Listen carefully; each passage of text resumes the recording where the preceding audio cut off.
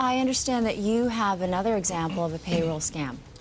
Yes, my scam is entitled Payroll Patty. And in this case, again, to protect the innocent, Payroll Patty was a very senior payroll clerk with an organization, over 10 years with the business. And she decided at some point that she was going to add a couple of ghost or fictitious employees to the payroll, similar to the contractors that existed in Reed's example. But in this case, she added it to a completely separate cost center. And this business typically had seasonal employees who would start and stop.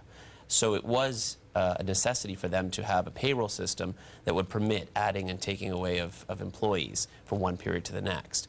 So she would actually deactivate these two fictitious employees when she was away.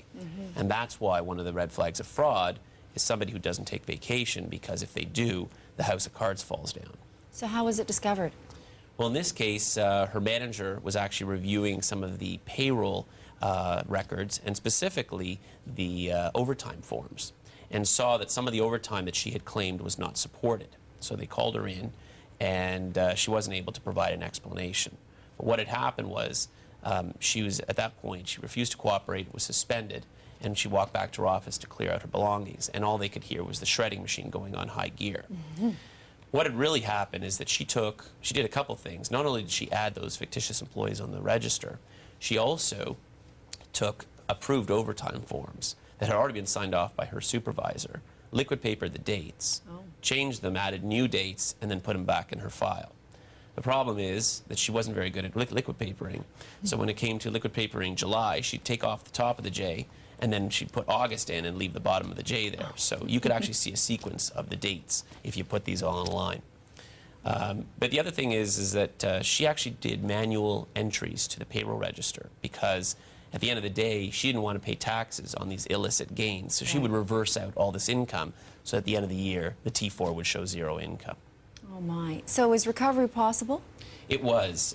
Similar to Reed's example, this company did have as well a fidelity insurance, and they were able to recover the close to $750,000 fraud, as well as the cost of our investigation to basically investigate and quantify the loss. Could this have been prevented? It certainly can. The theme here is segregation of duties and internal controls. And the ability of one person to be able to make changes to payroll independent of any approvals, in my view, led to this fraud. The fact that any exception reports that show changes were not reviewed by an independent third party outside of her certainly could have mitigated this.